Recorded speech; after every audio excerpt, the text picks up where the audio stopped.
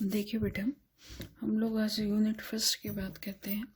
इसके रिवीजन की बात कर रही हूँ मैं आपके पास। तो इसमें सबसे पहले क्या होती है, कोर्स स्ट्रक्चर। यूनिट फर्स्ट के अंदर हमारी कोर्स स्ट्रक्चर क्या होगी। कोर्स स्ट्रक्चर इसमें कि हमको पढ़ना क्या है एक्चुअल में, ठीक है। यूनिट फर्स्ट के अंदर सबसे पहला टॉपिक जो होगा हमारा होगा कंसेप्ट्स ऑफ फील्ड। इसको मैंने पहले भी बहुत अच्छी तरीके से डिफाइन किया है। उसके बाद हमारा सेकंड टॉपिक आएगा स्केलर एंड वेक्टर फील्ड्स। उसके बाद third one is gradient of scalar field. ये मैं आपको बार बार बता रही थी कि ये बहुत इम्पोर्टेंट है। स्केलर ये आपको आना चाहिए कि ये कैसे निकालते हैं। मैं बार बार आपको बोल रही थी कि ये क्या होता है, सिर्फ एक तरीके का मल्टीप्लिकेशन होता है। मल्टीप्लिकेशन होता है किसके साथ, कोई भी स्केलर क्वांटिटी के साथ, एनी स्केलर क्वांटिटीज, ठीक है। उसके साथ क्या हो जाएगा, gradient, it means direct multiply होगा। और किसके साथ होगा, ये डेल ऑपरेटर के साथ, डेल ऑपरेटर के साथ। तो अब इससे मिलेगा क्या मेरे को, वेक्टर क्वांटिटी, ठीक है। ये तो आपको समझ आ गया था। अब इसके बाद हम करेंगे इसका फिजिकल सिग्निफिकेंस।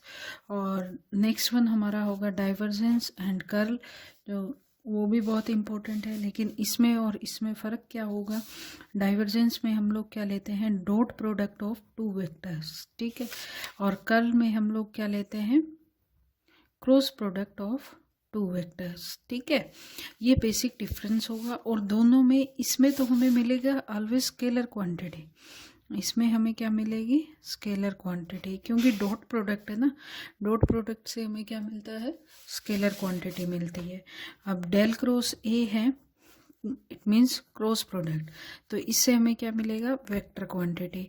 अब ये यहाँ से एक ट्रिक आपको मिलती है कि ग्रेडियंट और कर्ल के अंदर हमें हमेशा क्या मिलेगा, वेक्टर मिलेगा। ऑलवेज ग्रेडियंट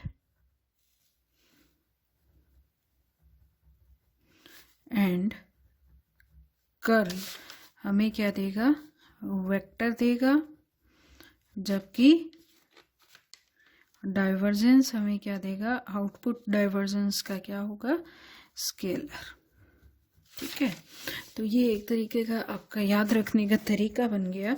उसके बाद हम लोग क्या करेंगे, इनको अलग अलग कोऑर्डिनेट सिस्टम में पढ़ेंगे, जैसे कार्टेशियन कोऑर्डिनेट सिस्टम, और इस तरह से हम पढ़ेंगे। उसके बाद आता है प्रॉब्लम बेस्ड ऑन ग्रेडियंट।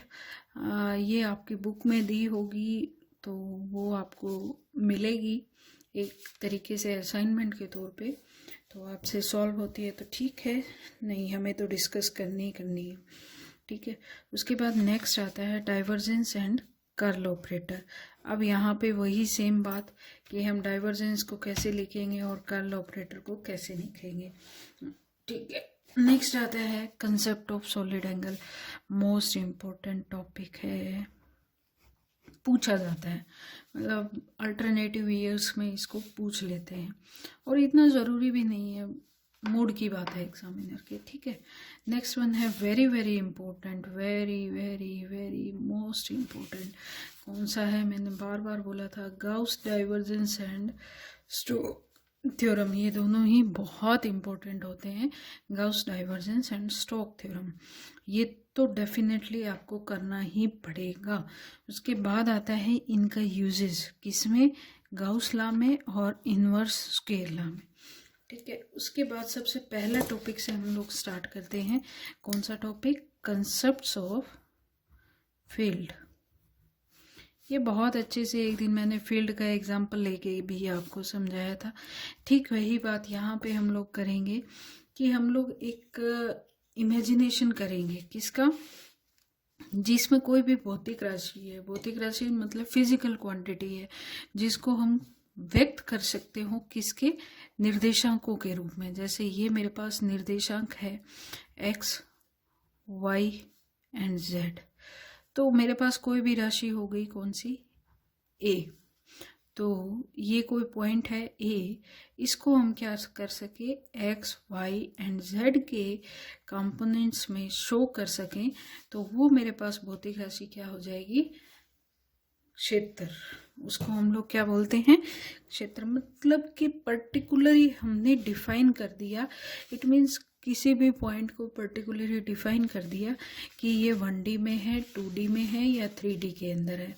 हम लोग इसको डिफाइन कर रहे हैं, जस्ट इसके अलावा कुछ भी नहीं है, ठीक है। नेक्स्ट हमारा जो टॉपिक आता है, और हाँ, इसका बेस्ट एग्जाम्पल जो हम लोग मानते हैं ना, बेस्ट एग्जाम्पल होगा जैसे कि गुरुत्वीय क्षेत्र जो होते हैं।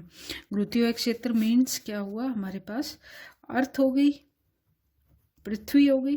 पृथ्वी के ऊपर जितनी भी गतियां होगी, जिसके अधीन, किसके अधीन होगी, गुरुत्वीय क्षेत्र के अधीन होगी, गुरुत्व बल के अधीन होगी। तो अधीन जितनी भी गतिमान वस्तुएं होगी, उनका गति का अगर हम अध्ययन करते हैं तो ये क्या होगा, एक तरीके का फील्ड होगा। तो गुरुत्वीय क्षेत्र हमारे पास क्या आ गया, फील्ड आ गया। अब ये फील्ड क्या होता है बेटा, दो प्रकार का होता है। फील्ड ऑलवेज टू टाइप्स, मतलब कि ये क्या है, दो तरीके का है। सबसे पहला क्या होता है, हम इसको पहला नंबर देते हैं स्केलर फील्ड। इट मीन्स इसको हम लोग क्या बोलते हैं, स्केलर फील्ड, अदिश क्षेत्र। फॉर एग्जाम्पल अदिश क्षेत्र का एग्जाम्पल क्या होता है, हम लोग नॉर्मली क्या बोलते हैं, जैसे कि विद्युत विभव है या गुरुत्वीय विभव है, इलेक्ट्रिक पोटेंशियल या गुरुत्वीय विभव। यहाँ पे गुरुत्वीय क्षेत्र था। गुरुत्वीय क्षेत्र मेनली हम किस दो तरीके से पढ़ते हैं, एक तो गुरुत्वीय विभव के रूप में, विभव, और दूसरा हमारा होता है गुरुत्वीय क्षेत्र। अब एक चीज ध्यान रखने योग्य है, वो क्या, कि गुरुत्वीय क्षेत्र हमेशा क्या होगा, सदिश होगा, और गुरुत्वीय विभव क्या होगा, पोटेंशियल क्या होगा, अदिश होगा। ठीक है बेटा, ये ध्यान में रखिएगा। तो इसका सबसे बड़ा एग्जाम्पल क्या हो गया हमारे पास, जैसे ताप है, दाब है, घनत्व है, ये सब क्या चीज क्या होती है हमारे पास, ऑलवेज स्केलर फील्ड होते हैं। अब जैसे इसकी डेफिनेशन पूछ ली जाए तो आप लोग क्या लिखोगे, अदिश क्षेत्र एक ऐसी अदिश भौतिक राशि है जिनका मान द्विक, या द्विक को बोलते हैं, स्पेस को हिंदी में बोलते हैं द्विक, एवं काल टाइम के प्रत्येक बिंदु के निर्देशांकों पर निर्भर करता है। इट मीन्स कि अदिश क्षेत्र एक अदिश भौतिक राशि, मतलब कि जो हमारे पास स्केलर फील्ड है वो क्या करेगा, एक स्केलर क्वांटिटी को स्पेस के अंदर डिफाइन करता है। ठीक है, जैसे कि अगर इंग्लिश में बोलें तो any scalar quantity is well defined in the space and time at every point with the coordinates। और ये क्या होगा, हमेशा बिंदु के निर्देशांकों पर निर्भर करेगा। अब देखिए इसको प्रेजेंट कैसे करते हैं, जैसे कि मैंने पहले भी बताया था, यदि किसी बिंदु के निर्देशांक x, y एंड z है, कोई ये कोऑर्डिनेट है, इसके अंदर मैंने ए पॉइंट लिया, जिसके कि ये किसको व्यक्त करेगा, एक क्षेत्र को व्यक्त करेगा। ठीक है, अब इस क्षेत्र के अंदर मैंने एक कोई ए पॉइंट लिया जिसके कि कोऑर्डिनेट क्या हो गए, x Y and z coordinate हो गए। तो x Y and z coordinate है, और इसको मैंने क्या करना है, एक फिजिकल क्वांटिटी के रूप में डिसाइड करना है। मैंने पहले भी आपको बताया था कि एक क्वांटिटी मीन्स 4 किलो हो गया, 5 किलो हो गया, इस तरह से हम जैसे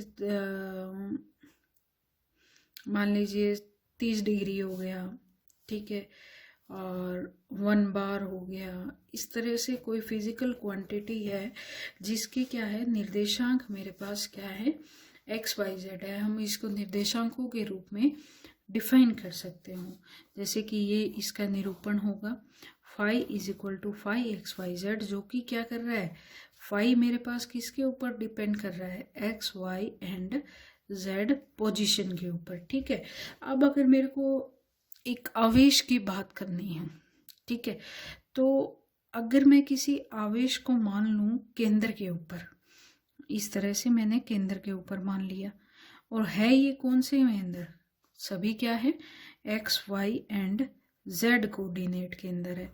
इसके ऊपर भी आवेश ले लिया, इसके ऊपर भी आवेश ले लिया, तो इन दोनों के मध्य क्या होगा,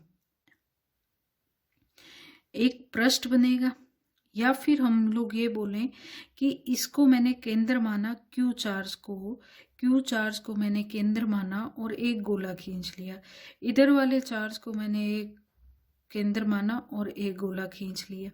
ठीक है, तो इस तरह से मेरे पास दो गोले बन गए जिनमें क्या है, मान इनका φ1 एंड φ2 है। तो गोलाकार पृष्ठों पर विभव कितना हो गया, समान हो गया। ठीक है, क्योंकि हमारे पास क्या है, पॉइंट चार्ज सेम है। ठीक है, तो अब नेक्स्ट हमारा टॉपिक क्या था, हमने अभी देखा था ना, फर्स्ट जो टॉपिक का डिवाइडेशन किया था उसके अंदर पहला टॉपिक हमारे पास क्या था बेटा, ये था ना, स्केलर फील्ड पढ़ने के बाद हमारे पास नेक्स्ट टॉपिक कौन सा आया था, वो आया था ग्रेडियंट का। अब हम बात करेंगे ग्रेडियंट की, जैसे कि मैंने पहले ही बता चुकी हूँ, बहुत बार रिपीट कर दिया कि अधिक क्षेत्र की प्रवणता क्या होती है, भौतिक राशि की अधिकतम परिवर्तन की दर।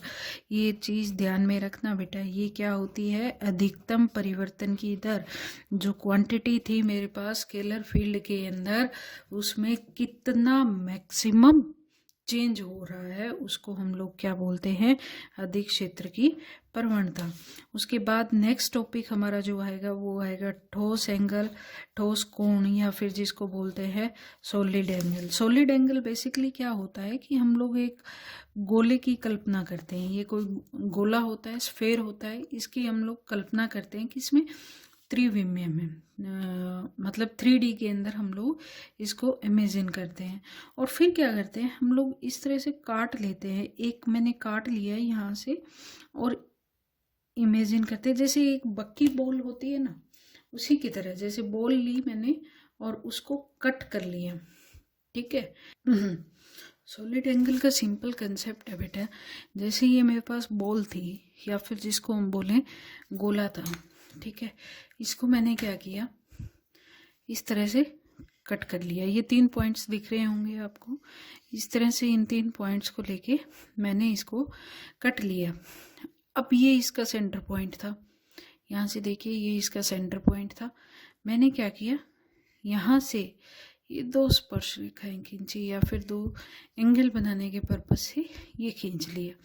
तो ये एक तरीके का मेरे पास सिलेंडर टाइप बन गया 3D के अंदर। तो इन दोनों के बीच का जो एंगल होता है उसको हम लोग क्या बोलते हैं, थीटा, या फिर सॉलिड एंगल। ठीक है, तो सेम इसकी डेफिनेशन अगर आप बोलोगे इन लैंग्वेज, तो ये क्या होती है, त्रिविमीय आकाश में स्थित किसी वस्तु या गोले के उभय भाग कौन सा था, ये वाला क्या था, उभय भाग। ठीक है, उभय भाग द्वारा उसके केंद्र पर निर्मित द्विविमीय कोण को, अब ये क्या कर रहा था, ये उभय भाग जो था ना, इस तरह से ये जो उभय भाग था ये क्या कर रहा है, केंद्र के ऊपर कोई आपतित कर रहा है कोण, ये कोण क्या है, द्विविमीय, ये क्या है, उभय भाग, और ये केंद्र पे कौन सा कोण आरोपित कर रहा है, थीटा कोण। ठीक है, थीटा कोण आरोपित कर रहा है, ये थीटा कोण है। तो इस एंगल को हम लोग क्या बोलते हैं, सॉलिड एंगल।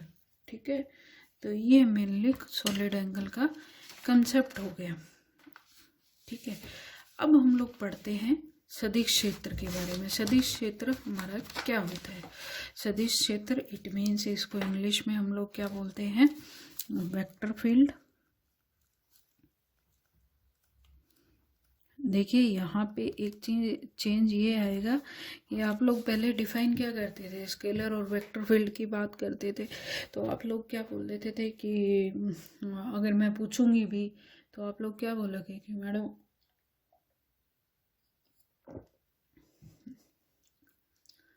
स्केलर वो क्वांटिटी है जिसमें केवल परिणाम होता है, ठीक है, और अदिश वो क्वांटिटी है जिसके अंदर परिणाम और दिशा दोनों होते हैं। लेकिन यहाँ पे थोड़ा सा चेंज आ जाता है। इसमें चेंज क्या आता है कि हम लोग फिजिकल क्वांटिटी की बात करते हैं, भौतिक राशि की बात करते हैं। तो वह आकाश जिसमें निरूपित की गई किसी सदिश भौतिक राशि का मान यदि सदिश राशि के संगत निर्देशांकों का फलन होता है तो उसे सदिश क्षेत्र कहते हैं। सेम वही कंसेप्ट है। यहाँ पे हम कोई फाई क्वांटिटी ले रहे थे, ठीक है, लेकिन यहाँ पे हम लोग क्या ले रहे हैं, एक कोई सदिश राशि ले रहे हैं जिसको कि क्या कर सकते हैं हम XYZ के रूप में निरूपित कर सकते हो। उसे हम लोग क्या कहते हैं, सदिश क्षेत्र कहते हैं। अब अगर इसका निरूपण करना हो, यहाँ तो हमने इस तरह से किया, 2S1 और S2 ले लिए, लेकिन यहाँ पे हम लोग क्या करेंगे, एक घूर्णन के रूप में करते हैं। वो कैसे करते हैं, देखो ये एक मैंने डायग्राम बनाया है, उसके अंदर इस तरह से हमारा क्या होगा। अब अगर इस तरह से जा रहा है तो हमें ध्यान रखना है कि इसी तरह से जाएगा, ठीक है। तो इस तरह से मेरे पास क्या हो जाएगा, एक तरीके का फील्ड बनेगा। आगे पढ़ेंगे हम ये कौन सा फील्ड है, डोंट वरी अबाउट इट, ठीक है। ये इस तरह से मेरे पास क्या बन जाएगा, एक फील्ड बनेगा,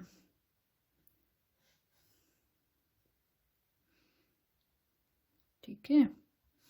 ये आप अपनी बुक में और भी अच्छे तरीके से देख सकते हो, जस्ट मैं तो आपको नॉर्मल बता रही हूँ। अब क्या हुआ, मैंने इसके अंदर से एक DS पार्ट काट लिया।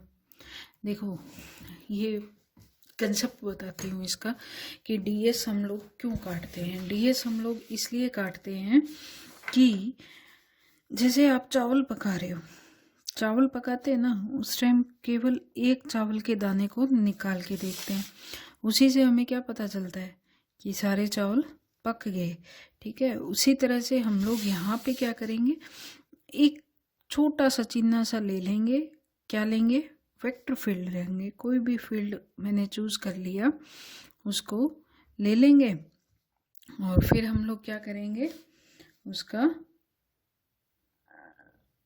अब देखिए एक चीज ध्यान में रखिएगा, यहाँ पे ये तो इसी तरह से आया ना, तो इसमें क्या होगी, दोनों डायरेक्शन होगी। जैसे ये हुई, ये हुई, ये हुई, ये हुई, ये हुई, ये हुई, इधर भी क्या होगा, इस तरह से दोनों डायरेक्शन होंगे, ठीक है। तो मैंने यहाँ से क्या निकाला, एक DS फील्ड निकाल लिया।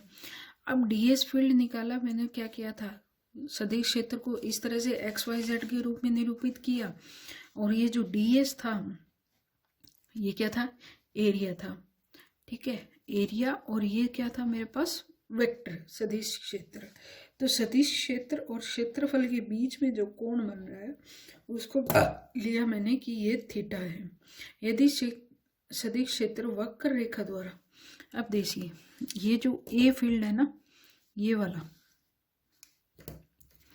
ये जो A है ना सदिश क्षेत्र, इसको अगर मैं वक्र रेखा द्वारा प्रदर्शित करूं, वक्र रेखा मतलब सर्कुलर लाइन के द्वारा प्रदर्शित करूं, तो ये इसका पर्टिकुलर कोई भी पॉइंट ले लेना और इसके ऊपर स्पर्श रेखा मैंने खींच दी। अब ये स्पर्श रेखा जो होगी ना मेरी, वो क्या करेगी, क्षेत्र की दिशा को प्रदर्शित करती है, क्षेत्र की दिशा को प्रदर्शित करती है। यह दिशा उस क्षेत्र की प्रवाह रेखा या लाइन ऑफ फ्लो या फ्लक्स लाइन कहलाती है। ये क्या होगी, फ्लक्स लाइन होगी, ठीक है। तो ये हो गया हमारा सदिश क्षेत्र। अब देखिए सदिश क्षेत्र को हम लोग मैथमेटिकली कैसे रिप्रेजेंट करेंगे, ये चीज़ देखिए। मैथमेटिकली रिप्रेजेंट करने के लिए हम सदिश क्षेत्र हमारे पास क्या होता है, सॉरी मैथमेटिकली नहीं, फिजिकली सदिश क्षेत्र हमारे पास दो प्रकार का होता है। कौन सा, समरूप समरूप मतलब कि यूनिफॉर्म,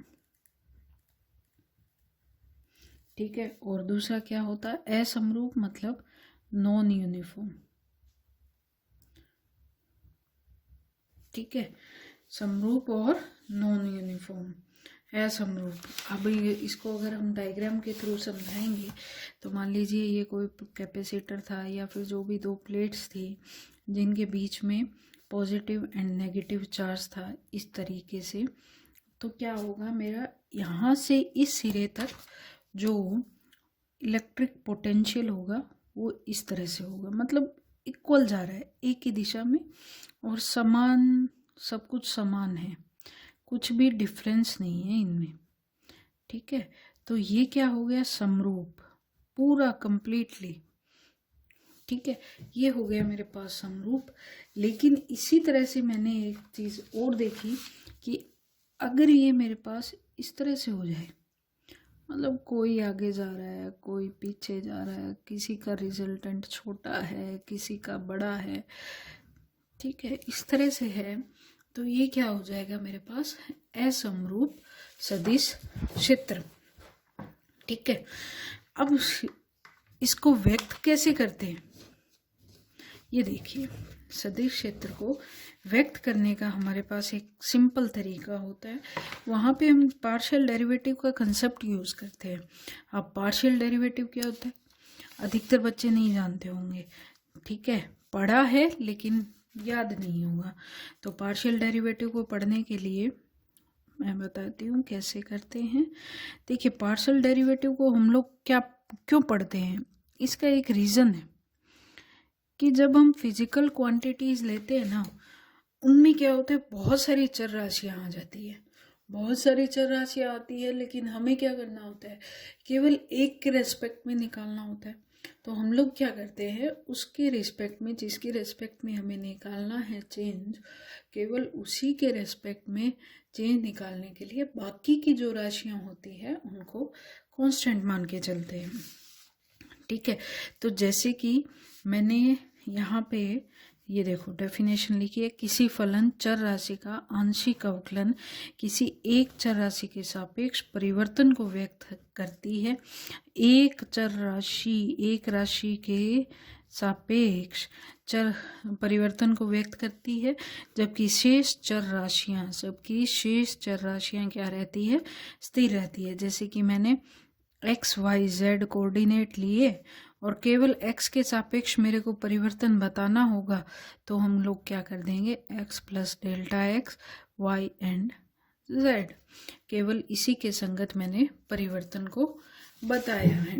ठीक है, इस परिवर्तन को बताने के बाद अगर मेरे को इसको अलग अलग बताना हो कि ये वेक्टर फील्ड के लिए कैसा होगा और स्केलर फील्ड के लिए कैसा होगा, इसके लिए देखिए सिंपल कंसेप्ट है।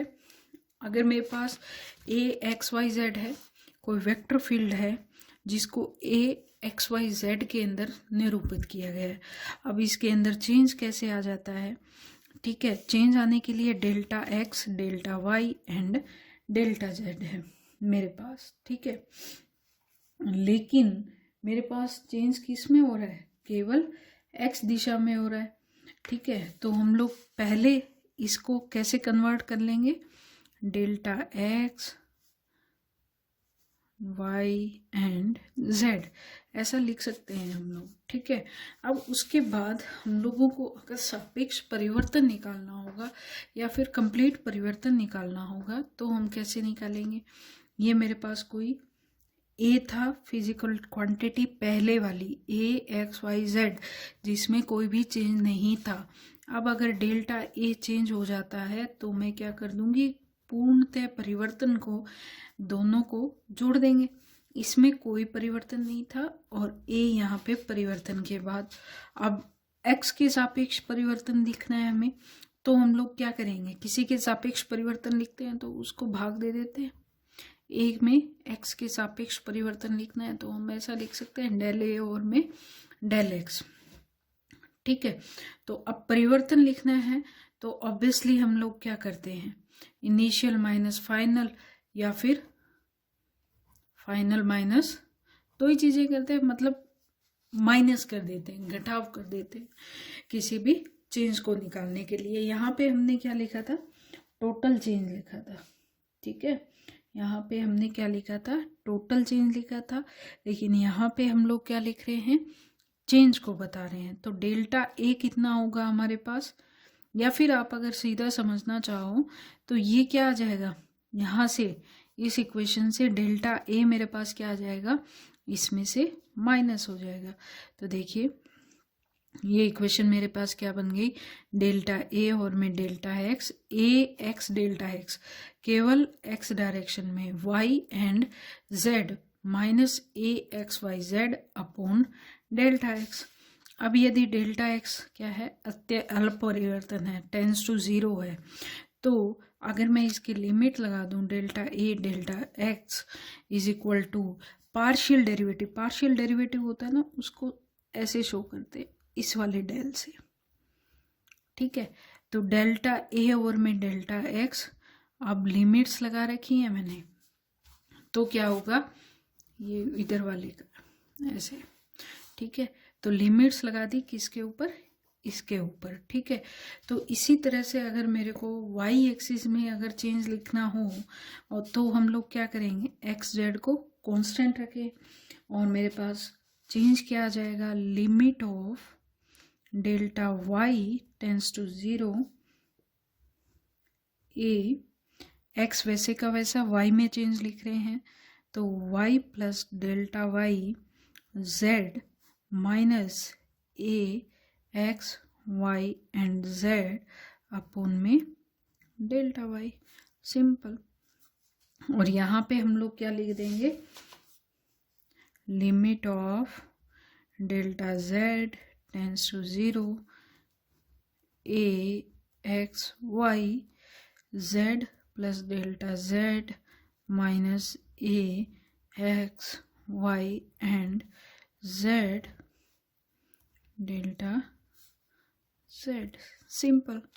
तो ये हो जाएगा मेरा क्या, partial derivative for the vectors, ठीक है। वेक्टर फील्ड के लिए ये मेरे पास क्या हो गया, पार्शियल डेरिवेटिव हो गया। इसी तरह से हम लोग किसके लिए लिख सकते हैं, अदिशों के लिए। अदिशों के लिए आंशिक अवकलन लिखने के लिए मेरे पास क्या है, फाई फलन है, ठीक है। अब फाई फलन है, इसको हम लोग किस में रिप्रेजेंट करते हैं, x Y and z quantity के अंदर, ठीक है। तो phi x Y z change किया हमने, delta x delta y and delta z. तो उसी तरह से जैसे हम पहले लिख के आ रहे हैं, डेल्टा फाई और में डेल्टा एक्स वाई जेड को हमने क्या रखा, कांस्टेंट रखा, ठीक है।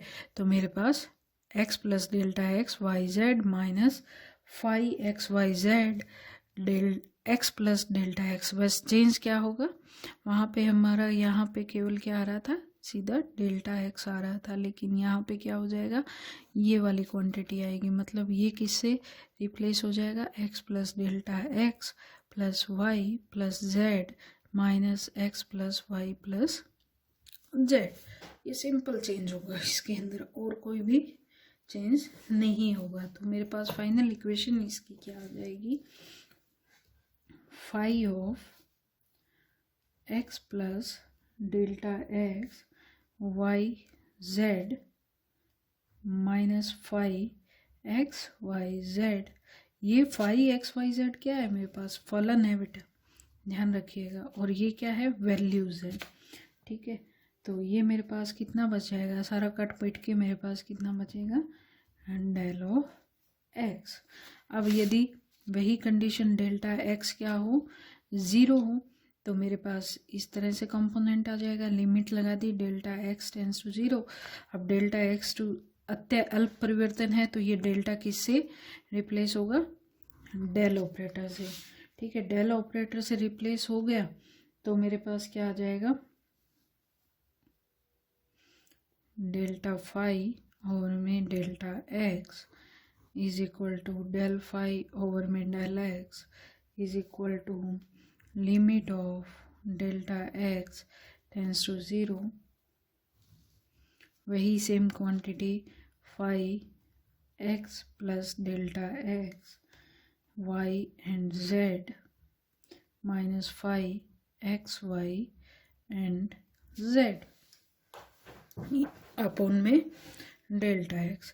इसी प्रकार हम लोग क्या करेंगे, वाई एक्स के रिस्पेक्ट में, तो मेरे पास क्या आ जाएगा, सॉरी y के रिस्पेक्ट में। तो y के रिस्पेक्ट में करेंगे तब x और z को हम लोग क्या मान के चलेंगे, कांस्टेंट मान के चलेंगे। x और z को कांस्टेंट मानेंगे, इट मीन्स मेरे पास ये कंपोनेंट क्या आ जाएगा, lambda del y tends to 0